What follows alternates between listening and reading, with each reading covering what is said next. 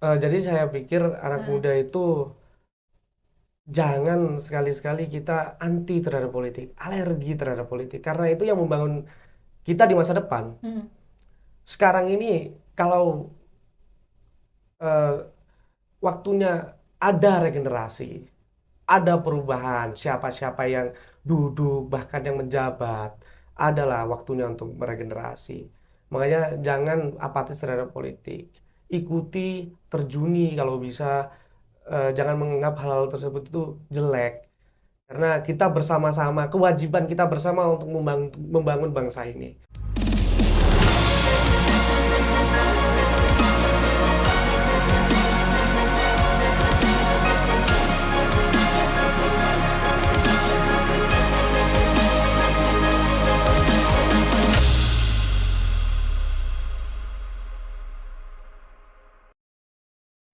Halo pemirsa Tribunus dan Harian Surya, kembali bersama saya, Hesti Kristanti di Mata Lokal Memilih. Kali ini saya hadir bersama sosok muda yang penuh semangat, penuh keceriaan, dan penuh gagasan. Dia adalah Mas Muhammad Diki. Ya, Ya, selamat eh, pagi Mas. pagi, Gimana? pagi Sehat-sehat? Kak, Alhamdulillah sehat. Iya, ini Mas Muhammad Diki ini adalah bakal calon legislatif Betul, dari Partai Nasdem betul, Kota Kota Malang. Malang ya. Dan termuda tuh Termuda, termuda untuk termuda Partai Nasdem. untuk Partai Nasdem. Nggak Iya. tahu kalau di luar mungkin ada yang lebih muda Mm-mm. lagi. Setahu saya yang termuda. Dan masih kuliah ini ya Masih kuliah, masih aktif kuliah semester di akhir. Universitas Brawijaya ya. Brawijaya, Fakultas Ilmu Administrasi. Ini menarik, ini kita ingin tahu ini anak-anak muda yang penuh gagasan yang sangat segar. Biasanya Ya, kita akan menjadi daya tarik ini ya betul. untuk anak-anak muda yang juga jadi pemilih di tahun ini. Panggilannya Mas Dwiki atau Dwiki, Muhammad? Mas Mas Diki. Dwiki ya. Mas Dwiki. Mas Dwiki ini adalah juga kader himpunan mahasiswa Islam ya, kader Iya, HMI di kampus. ya, betul. Yang pastinya juga organisasi mumpuni banget ini ya. Ya, insya Allah. Mas Diki, kita sebelum ngobrol soal gagasan Mas Diki terkait Kota Malang, ini kita eh, ketahui ada data dari KPU ya, Mm-mm. kalau bahwa di era sekarang ini pemuda itu justru menjadi penentu arah perubahan. Jadi ada 53% suara milenial dan Gen Z di tahun 2014, itu data KPU yang terbaru ya. Terus hasil analisa untuk KPU Jatim itu tercatat 6,3 juta pemilih berusia 17 sampai 26 tahun. Artinya di Jawa Timur ini ada 20,34% pemilih adalah generasi Z. Nah, ini Mas Diki melihat ini sebagai peluang. Tentunya Kak, kita melihat generasi Z itu banyak sekali yang akan memilih nantinya di tahun 2024. Mhm. Tetapi generasi Z itu punya suatu kelemahan, yaitu ketidaktahuan akan politik. Mhm. Akhirnya mereka menjadi pemilih yang tidak tahu mau milih siapa. Mhm. Hal tersebut datangnya saya sebagai sosok muda yang masuk ke dunia politik itu juga untuk mereka akan lebih nyambung dengan saya. Mereka akan terwakilkan oleh saya. Mhm. Karena generasi Z ini dia memiliki idealis yang tinggi tentunya. Ya. Dan melihat dari situasi kondisi sekarang di Kota Malang, mereka mesti punya keluhan masing-masing yang mungkin tidak dirasakan oleh yang sudah senior. Mhm. Jadi saya berusaha untuk mewakilkan mereka nantinya Mhm. di kursi legislatif untuk memberikan dampak yang positif bagi mereka, pemilih ini. Tapi Mhm. awalnya adalah saya melakukan sosialisasi terhadap pemilih generasi Z ini. Mhm. Mhm. Begitu, Kak. Ini berarti sosialisasi, tentunya Mas Diki punya gagasan-gagasan untuk anak-anak milenial ya. Iya. Kalau boleh dipaparkan apa gagasannya itu? Sedikit hal yang melirik saya adalah anak muda ini tentunya di Malang sering nongkrong. Nah, Tapi kita sebagai eh, kota yang mahasiswanya itu banyak, kota pendidikan ya. kota pendidikan, Mhm. mahasiswanya banyak, tapi kita kekurangan DLH, kekurangan eh, ru- ruang terbuka. Mhm. Ruang terbuka RTH, ruang RPH. terbuka hijau untuk dinikmati oleh anak-anak muda. Anak-anak muda yang mereka ingin mengerjakan tugas gratis, Mhm. ingin menikmati konektivitas internet gratis, hal tersebut yang saya lihat itu kurang dimaksimalkan oleh pemerintah Kota Malang. Mm-mm. Jadinya nanti anak-anak muda ini selalu kita mengunjungi kedai kopi yang memang baik untuk ekonomi, tapi di lain sisi juga kita penting, kita perlu punya wadah untuk masyarakat Malang, khususnya mahasiswa-mahasiswa ini untuk berkembang. Mm-mm. Jadi menikmati ruang terbuka hijau yang gratis, yang memiliki konektivitas internet yang aman, yang nyaman, begitu Kak. Kalau kita lihat di saat ini memang ruang terbuka hijau di Kota Malang berusaha untuk mencapai yang ideal ya, Hmm. jumlah yang ideal disyaratkan. Nah, kalau melihat sekarang ada beberapa memang ruang terbuka hijau di Kota Malang ini belum dinilai efektif. Saya lihat di situ peruntukannya Kak. Hmm. Jangan membuat RTH itu hanya sekedar taman yang memang sekarang peruntukan taman untuk olahraga, untuk tempat berkumpul-kumpul saja, tapi RTH itu juga harusnya bisa memaksimalkan bahwa eh, er- ruang terbuka hijau itu bukan hanya untuk berolahraga, Hmm. bukan hanya untuk tempat untuk nongkrong-nongkrong saja, tapi bisa kita diberikan meja mungkin di situ, konektivitas internet, mungkin berkolaborasi dengan provider-provider untuk mencapai eh, efektivitas di sana itu bisa untuk tugas, untuk mengerjakan apapun itulah yang dibutuhkan oleh mahasiswa. Dan itu tentunya yang kota pendidikan, aktivitas mahasiswa banyak, tidak hanya urusan dengan kuliah, Betul. tapi aktivitas komunitas Iya. gitu ya. Mungkin aksi-aksi, bikin yang aktivitas outdoor itu Betul. cukup kuat mumpuni ketika ada fasilitas internet Iya. ya. Itu yang ingin diharapkan ya. Selain Betul. soal RTH, Selain soal RTH, mungkin ya keluhan-keluhan masyarakat yang generasi Z itu samalah kalau yang saya lihat dengan tentang kemacetan, kebanjiran hmm, itu hal yang standar. Tapi yang melirik saya yang paling besar adalah yang soal RTH itu tadi. hmm, itu kayak yang lain kemacetan sepertinya problematika rutinitas ya. Iya betul, problematika yang sudah di mana-mana itu. Ya, itu mungkin jadi masalah bersama dan Betul, betul. tidak hanya dari Mas Dwiki untuk bisa Iya, menyelesaikan iya. bersama-sama ya. Oke, RTH harapannya anak muda ke sana. Eh, ada nggak sih hal-hal lain yang perlu difasilitasi oleh anak-anak muda di Kota Malang gitu kan? Karena kalau kita melihat sekarang Kota Malang juga punya wadah untuk aktivitas komunitas, aktivitas yang sifatnya menggerakkan ekonomi kreatif seperti Malang Creative Center, disediakan di situ wadahnya. Memang di dalam gedung, tapi ini Iya. harapannya yang outdoor juga diperbanyak semacam Iya. itu. Tapi yang di gedung ini apa nggak efektif maksudnya? Bukan soal efektif atau tidak efektif, tapi saya rasa masyarakat anak-anak muda ini tidak suka hal-hal yang formal, Oh, oke, tidak oke. suka hal-hal yang harus kita itu pingin di luar Mm-mm, menikmati kopi yang santai-santai yang ada udara terbuka mungkin mm-mm. bagi yang suka merokok merokok mungkin juga ada yang tidak suka merokok itu juga mereka ingin menghirup udara segar saja yang tidak terlalu kaku, tidak terlalu formal Oke, oke, merasakan gitu. dinginnya Kota Malang. Betul. Ya. Di MCC itu kan ya memang bagus. Di situ Mm-mm, sebagai wadah ada ya Malang Creative Center, ada tempat rapat, ada co-working space. Bagus. mm-mm, Tapi saya lihat juga bisnis co-working space di Malang ini punya pasarnya sendiri. mm-mm. Lebih banyak juga anak-anak itu mengerjakan skripsi, mengerjakan tugas, mengerjakan apapun itu hal-hal tentang pendidikan itu tetap di kopian-kopian yang memanjakan alamnya, Mm, memanjakan mm-mm. mata yang bisa membuat pikiran lebih fresh begitu. Ya, ya, Gitu itu Kak. di Iya. sekitar pendidikan atau ada lagi sekitar kesehatan. Oh ya, seputar kesehatan juga menurut saya seputar kesehatan itu bagi anak muda itu juga juga bukan hanya masalah anak muda, itu juga Mm-mm, kita harus selesaikan bersama bagaimana masyarakat Malang ini merasakan kualitas kesehatan yang baik, mm-mm, bukan hanya dari segi rumah sakit tapi juga dari segi polusi, mm-mm, dari segi lingkungan hidup yang bagaimana kalau banjir itu pastinya gorong-gorong tersumbat atau apa itu kan menghasilkan penyakit juga, mm-mm, di mana nanti tikus mungkin banyak. Jadi hal-hal tersebut itu menjadi kewajiban kita bersama, bukan mm-mm, hanya milik anak muda, mm-mm. tapi Mm-mm, memang ya kita bersama-sama untuk menata Malang bebarengan dengan orang-orang terbaik yang nantinya 2024 terpilih. mm-mm, mm-mm. Gitu kan. Kesehatan yang sifatnya tadi infrastruktur ya. Kalau kesehatan mental seperti apa nih? Kemarin-kemarin di Oh Kota iya, Malang ada betul. beberapa kasus, mohon maaf ya, kasus orang muda ingin mengakhiri hidupnya gitu kan, beberapa tempat termasuk salah satunya Iya, di dekat jembatan gitu ya. iya, Nah, ini kan sebuah fenomena sebenarnya karena itu beberapa tahun belakangan ini terjadi. Sebelumnya kita mungkin nggak tahu, mungkin nggak terekspos juga ya iya, ada peristiwa semacam itu. Ini melihatnya seperti apa?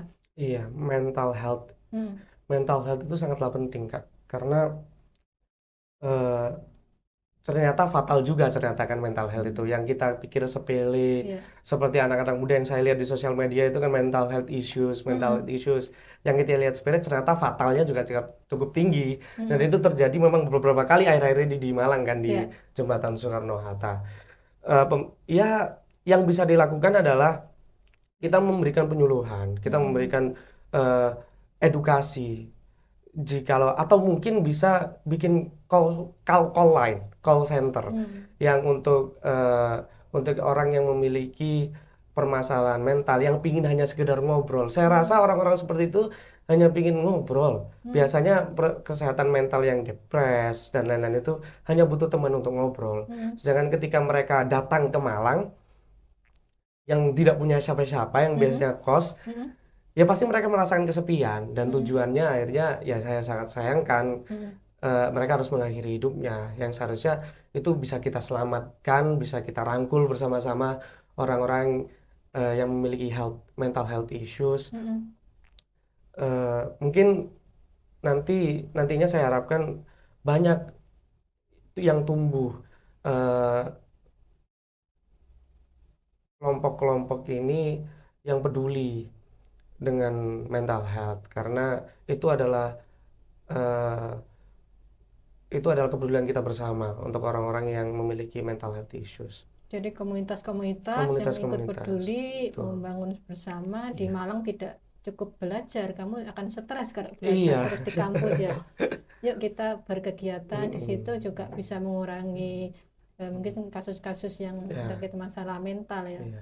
Jadi teman itu perlu ya, nggak Teman itu hanya perlu ya. bermain HP atau digital ya, Iya. menjauhkan ya. Oke, Mas Diki, eh, ini kan kita ngomong ini nih, kursi Nasdem ini di DPRD saat ini kan hanya dua nih. Eh, Sebuah kekuatan yang mungkin istilahnya kita bisa nyebutnya relatif kecil Oh dibanding iya. dengan parpol dengan dominasi kursi yang besar gitu kan, ada partai besar lainnya. Dan nanti di tahun 2024 Nasdem ini menargetkan penambahan yang luar biasa, ada 7 kursi, ada 5. Ada harapannya bisa mengimbangi gitu kan dengan partai-partai yang lain, tumbuh menjadi tidak menjadi partai dengan suara minor gitu kan. Nah, kalau Mas Diki kedepannya masuk di dalam gedung DPRD nih ya, ini kan kita akan ketemu dengan apa suara-suara gagasan yang beragam-ragam di situ kan, nggak hanya suara Mas Diki saja. Nah, itu dalam situasi yang seperti itu tentu nggak mudah mempertahankan gagasan Mas Diki, gagasan anak-anak muda, kebentur dengan gagasan yang lain, dan suaranya juga minor. Ini nanti seperti apa? Sudah ada Iya. gambaran belum? Oh iya.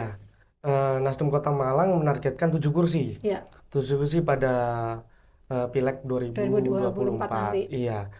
Karena kita melihat seiringnya juga suara Partai Nasdem ini secara nasional menurut lembaga survei itu memang meningkat. Mm-mm, Sekarang di posisi ketiga, mm-mm, memang meningkat.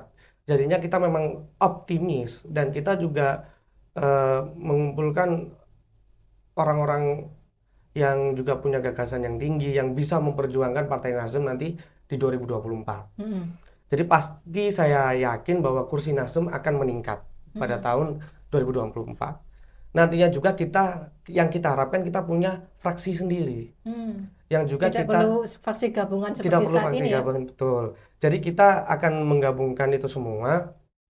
Kita harap nantinya juga kolaborasi di dalam orang-orang yang di fraksi tersebut bisa Mm, terjalin dengan baik untuk memperjuangkan kebaikan-kebaikan untuk masyarakat Malang. mm, Ya, hal-hal begitu, masalah bisa melawan arus, hal-hal tersebut bisa dibicarakan, mm, bisa dilobikan. mm, Jadi jangan takut untuk melawan arus karena hal-hal itu bisa dibicarakan Yang penting saya secara personal berjuang dulu untuk masyarakat. Hmm. Hal-hal yang lain berjuang melalui apa? Melalui lobbying, melalui pembicaraan diskusi dengan fraksi-fraksi lain kalau memang dirasa fraksi Nazem tidak mencukupi kan. Hmm. Begitu, Kak. Hmm. Hmm. Jadi dalam artian oke lah nanti apa dalam kondisi tertentu kita menyebutkan seperti 2 periode yang lain anggota DPRD tertangkap nih terkait Nah, KPK dari sekitar 45 itu menyisakan 4 anggota dewan yang itu pun anggota dari pergantian antar waktu ya PAW habis semua terkait dengan kasus suap. Nah ini kalau kita melebut itu sebuah sistem sebenarnya. Kalau saya hanya mengutip saja sebenarnya ini Mas Dwiki pengamat dari para pakar akademisi bahwa sistemnya memang seperti itu, kita masuk ke dalam lingkaran sistemnya ya harusnya sangat kuat gitu, kita mau keluar dari sistem itu akan sangat sulit semacam itu. Dan ini sebuah ketidakberuntungan saja Kota Malang yang menjadi perhatian sorotan dari KPK. Nah ini kalau Mas Dwiki lihat tokoh muda nanti masuk di sana menyuarakan aspirasinya, oke lah mungkin saya pilih what up atau gimana kalau tidak sesuai dengan suara hati. ya saya sebagai orang muda tentu punya idealisnya sendiri ya. Ya. Dan melihat kondisi-kondisi yang seperti itu enggak, saya rasa banyak kok di luar sana itu legislator-legislator yang tetap dalam pendiriannya. Banyak kok kita punya pejabat itu luar biasa banyaknya yang tidak melakukan hal-hal yang tersebut lah. Uh, Dan kita juga di Nasdem kita punya ideologi, ya. punya ideologi yang nggak hanya cuman berpolitik itu secara cuman tidak ada tujuan, cuman mau ikut-ikutan hanya punya kekuasaan. Kita nggak seperti itu. Jadi saya harapkan memang masih banyak kok orang-orang itu yang baik di luar sana. Eh, Goodwill-nya itu masih besar lah. Keinginan untuk berbuat baiknya itu masih besar. Mengalahkan rasa hanya hartanya seperti itulah. Masih banyak lah orang di luar sana yang saya harapkan saya juga seperti itu, Kak. Jadi ya kita memang hal-hal tersebut itu buruk dan banyak memang, tapi lebih banyak lagi di luar sana itu yang punya goodwill dan itu yang kita harus percayai. Artinya Mas Dwiki ini oke, saya komitmen anti korupsi gitu Tentunya saya berkomitmen untuk tidak berkorupsi ya. dalam bentuk apapun itu. Dan karena saya masih muda ya, entah di pikiran saya tuh masih memikirkan masyarakat saja. Saya tidak tahu apakah idealis ini saya akan terkikis dengan usia. Saya harapkan enggak. Saya akan menjadi seperti ini sampai mana saya akan berlabuh nantinya. Oke, menarik ini kayaknya nanti bisa jadi orang nggak akan melihat ini sebuah ini ya janji politik saja, Betul, tapi iya. menjadi catatan juga untuk pribadi Mas Dwiki Iya, iya. sendiri ya ketika dengan komitmen itu. Terus ini jadi pengen tanya hal lain ini, gagasannya sudah ada, rajin di pergerakan organisasi, jadi modal awalnya itu sudah ada bagi di Mas Diki. Modal Modal seperti apa ini, Kak? tanya ini kalau satu modal uang ada nggak? Pastinya akan kalah dengan senior-senior yang lain. Apalagi dengan incumbent, pasti kalah. Tapi yang saya genggam adalah Iya. economic capital itu bagi saya apa ya? Sekarang itu sudah pasti menyalonkan diri itu pasti harus mempunyai ekonomi. Pasti sudah mapan lah. Tapi yang saya perjuangkan adalah political capital. Political capital itu apa? Saya ingin masyarakat ini tidak pragmatis. Karena itu kekurangan masyarakat. Masyarakat ini pragmatis, yang hanya ingin praktisnya saja. Seperti yang kita ketahui, money politik itu masih besar, masih marak dilakukan.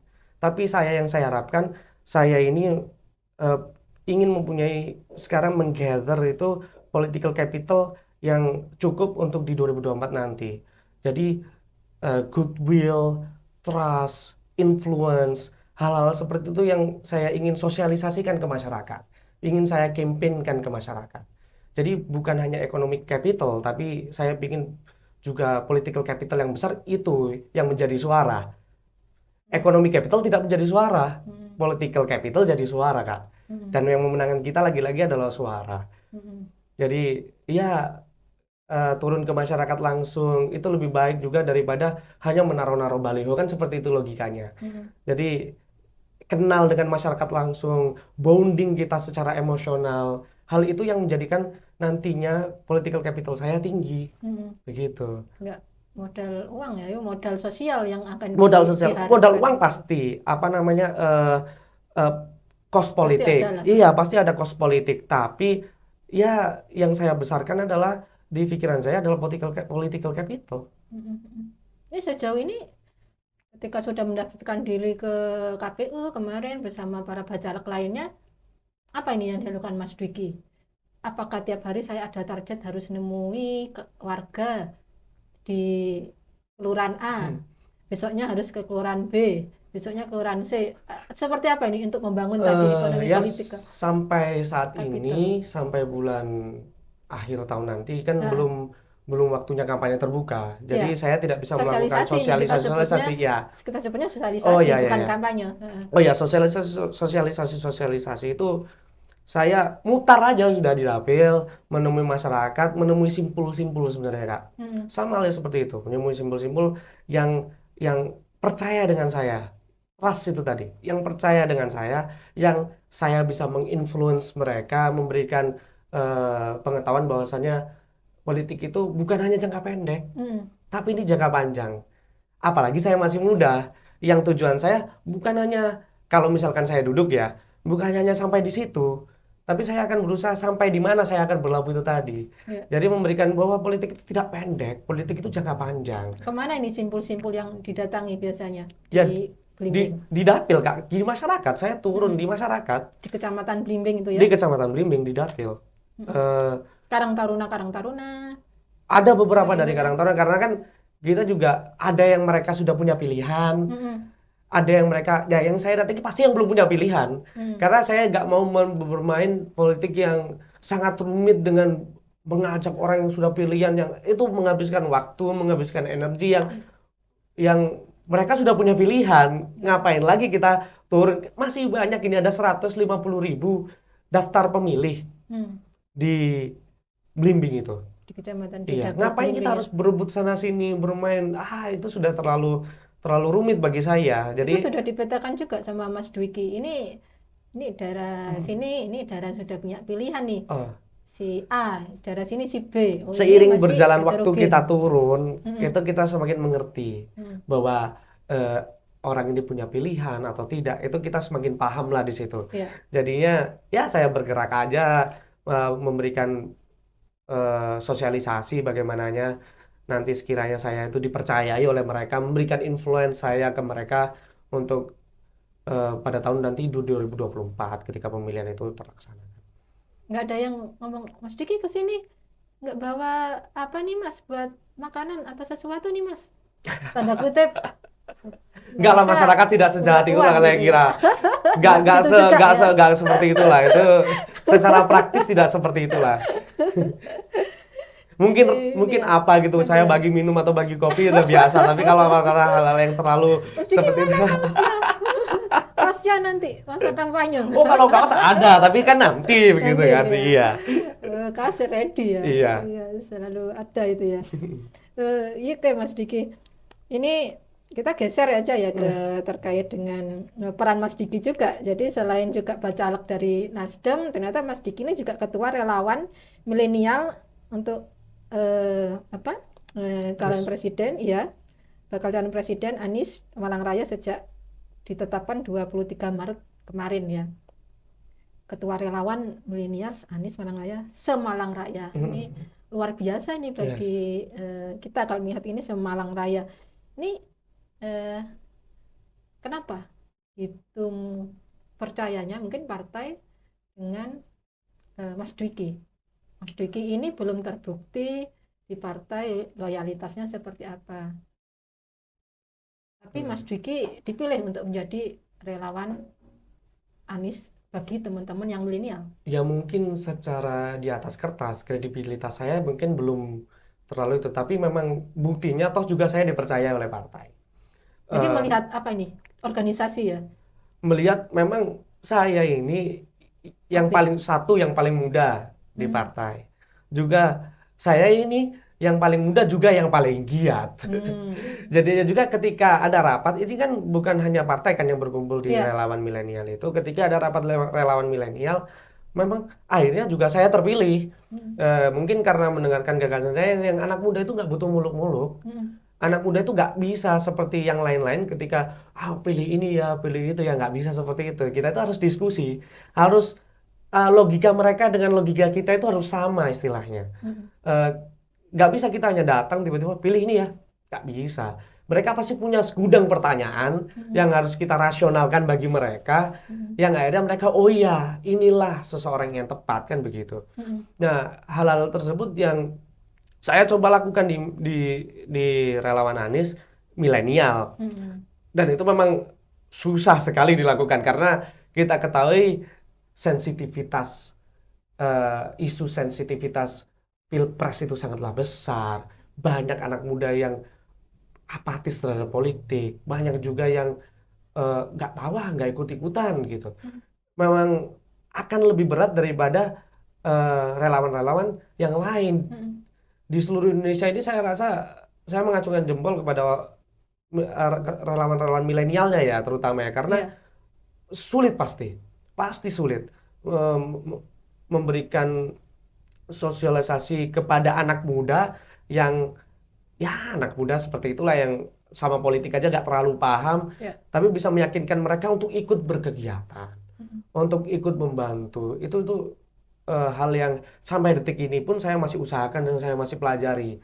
Nah, gagasan saya pada waktu itu ya memang saya ingin mengajak ke kedai-kedai kopi untuk ngobrol, untuk bersosialisasi, ya untuk membantu juga di relawan Anies. Begitu, Kak. Ya, dan kalau ngomong memang anak muda, kalau kita saat ini gitu kan, kalau ngobrol saat ini memang yang berkoalisi di partai untuk mengusung Pak Anies Baswedan kan baru Nasdem, terus Demokrat dan juga dari PKS 3 partai gitu. Mereka mungkin juga berpikir kalau saya ikut Pak Anies ini memberikan dukungan, tapi saya belum menentukan preferensi untuk partainya. Saya masih bingung nih, belum tentu 3 partai ini yang jadi pilihan saya juga. Itu mungkin jadi salah satu tarik ulur mereka untuk bisa menjadi relawan di situ ya. Iya, dan bukan hanya kalau seperti itu memang saya itu kepartaian terhadap anak muda itu seperti apa ya? Yang saya ajukan pertama pasti tokohnya. Kalau di relawan itu pasti Pak Anies dulu Pak yang Anies kita dulu. kenalkan Iya, karena ke mereka. partai mereka nggak tahu. Bahkan partai yang paling besar aja paling cuma tahu ketua umumnya. Nggak tahu itu apa, seperti apa, nggak tahu, mereka nggak paham. Dan Akhirnya belum tahu juga Pak Anies ini iya, diusung oleh siapa, mereka belum tentu belum tahu tahu. ya. Jadi akhirnya yang jalan masuk saya adalah politik ketokohan dulu kalau di relawan itu. Masuk Pak Aniesnya baru kita kenalkan ke partai pengusungnya. Hal-hal seperti itulah yang memang beda strateginya, beda caranya ketika ada di politik, orang yang ngerti politik dengan orang yang awam. Oke. Jadi Pak Anies, terus mereka bertanya, Anies ini siapa gitu Nah, ya. kalau Pak Jadi Anies pasti mereka langsung, tahu, oh ya, gubernur Jakarta kemarin gitu. benar. Jadi itu lebih enak saya untuk bergerak masuk, untuk menginfluence mereka, untuk memberikan pemahaman pada mereka. Jadi begitu, Kak. Walaupun nanti preferensi politiknya belum tentu juga di 3 partai ini, tapi oke, saat ini saya sudah serak dengan calon presiden si A, tapi saya untuk partai mencoblos bacaleknya belum tentu juga dari partai yang mengusung si A nih. Bisa Saya jadi kondisikan kayak juga gitu. itu tapi. Tapi itu saya kondisikan juga, ya. Luar biasa. Ya, jadi kerja effortnya jadi luar biasa. Iya, Tidak hanya gitu. relawan untuk calon presiden, calon ini presiden ya, tapi juga untuk partai-partai. Pasti, ya. Pak. Pasti, Kak. Pasti itu. Ya, luar biasa ini Mas Diki. Terus ini sih tanya nanti target tentunya menjadi ketua tim relawan ya, pemenangan itu tentu juga nggak sekedar menjadi ketua, melakukan sosialisasi, bikin target tertentu enggak. Nanti aku berharap nih anak-anak muda itu yang aku sosialisasi sekian persen menyumbang suara Untuk Nasdem. Oh, untuk Nasdem. Jadi ini agak repot nih ya. Menyumbang, kadang kita ngomong ini memang tim relawan untuk Ya pasti itu bakal mereka, calon presiden ya tapi ya. diusung oleh partai-partai banyak, tapi apakah mereka nanti akan cenderung ke partainya Mas Diki, Partai Betul. Nasdem? Nah, ini Itu kan preferensi juga mereka Kak, nggak bisa kita betul. paksakan. Tapi kan mereka bisa melihat bahwasanya, oh ikut Partai Nasdem ternyata enak. Ya, Oh ikut kegiatan-kegiatannya Mas Dwiki ternyata enak kan begitu. Jadi heeh. itu preferensi mereka sudah. Hmm, Kita lepaskan kamu itu, tapi kita ya mereka akan memilih. Tapi normalnya manusia, pemikiran kita adalah pasti memilih yang paling enak kan begitu. Opportunis saja. heeh. Ya kita mengondisikan lah bagaimana Nasdem ini nyaman bagi mereka anak-anak muda ini yang di Iya, iya, relawan milenial. iya. Sudah ada nggak sih ini tempat nongkrongnya untuk anak-anak Relawan milenial. relawan milenial di Malang? Sampai saat ini mungkin kita biasanya nongkrong di dekat-dekat rumah Pak Sekretaris P24-nya ya, Relawan itu. Jadi di Telogomas itu kita sering Mm-mm. ada kegiatan di situ. Jadinya ya kita pingin ya muter lah. Mm-mm. Karena kenapa dari kopian ke kopian? Karena di kopian itu bukan hanya kita, Mm-mm. banyak orang, dan itu kopian ini kafe ini rata-rata isinya anak muda. Mm-mm. Jadi Mm-mm. ketika mungkin kita pakai atribut-atribut relawan milenial, relawan Anies Baswedan, jadi orang itu juga melihat, oh kok Mm-mm. asik ya gitu. Mm-mm. Jadi istilahnya ya nggak usah kita menggather orang gitu loh. Orang juga bisa melihat Ya. gitu ketika kita ada berkegiatan itu nantinya rencananya akan mutar lah di beberapa tempat di Kota Malang nantinya. Mm-mm. Dan Kota Malang banyak anak muda ini jadi peluang juga ya. Iya tentunya pasti jadi peluang. Mm-mm. Pendatang pun juga peluang karena ini kan pemilihan presiden. Mm-mm. Mm-mm. Benar-benar. Baik. Tadi targetnya ya belum ya, nanti sambil melihat sambil jalan ya. Ya nggak ada target lah kita yang nyaman aja buat mereka. Sosialisasi aja masih ini ya, Iya. masih rumit juga ya. Nah, ini terkait dengan anak muda selalu dekat dengan teknologi gitu kan. Aktivitas semua selalu disampaikan dengan media sosial. Katanya untuk menggrab suara-suara anak muda ini ya rajin-rajin bermedia sosial. Hmm. Akhirnya yang sepuh-sepuh, politikus sepuh-sepuh juga bermainnya ke media sosial ini. Kalau di Nasdem juga teman-teman aktif bermain media sosial. Oh, Nasdem itu sangat aktif. Eh, kita bahkan kemarin makan rujak ini ice breaking. Makan rujak itu dimasukkan itu ke IGDPD Nasdem. Oh Jadi gitu. ya kita itu karena isinya memang kebanyakan anak muda di DPD Hmm. Nasdem itu Kota Malang, jadinya ya kita berkegiatan aktif. Tidak usah partainya, orang-orangnya ini juga aktif di sosial media Secara personal ya. secara personal. Mas Juki juga aktif di media Aktif, sosial. aktif. Saya kalau ada kegiatan pasti saya posting. Saya Hmm. akan terus lakukan eh, hal tersebutlah yang menurut saya juga membuat Nasdem ini nyaman juga buat anak muda. Hmm. Hmm. Nyaman buat anak muda karena kita ya itu tadi yang saya bilang tidak sekaku itu. Hmm. Kita juga banyak program untuk anak muda. Seperti contohnya ini nasmuda.id ini Hmm. kemarin launching di Pujon bersama Kak Dewa Nataprosak dan Hmm. Kak Latifa Al-Ansori di Kabupaten Malang itu juga kita menggerakkan anak-anak muda. Jadi anak muda itu terwadahi. Hmm. Iya, iya, oke. Eh, Mas Dwiki tadi ngobrol sudah apa? Menjadi ketua juga organisasi. Ini tapi kalau lingkungan sekitar pendukung nggak? Teman-teman, terus keluarga, mungkin kakak adik ada kakak adik atau Oh kakak nggak ada, aja? saya tunggal. Anak tunggal. Iya, Oh, ini orang tua tentunya sangat support ya. iya. Eh, pasti banyak keraguan, pasti Sampai banyak. sekarang Enggak, dulu awalnya awalnya boleh pasti boleh banyak cerita. keraguan, Heeh. pasti skeptis. Mm-mm. Saya masih muda, bisa meniti karir di bidang lain. Mm-mm. Pikiran orang tua, bagaimana kalau gagal? Selalu yang terburuk dulu yang Iya, karena dipikirkan. ya mental akan down dan lain-lain. Mm-mm. Tapi saya sampaikan,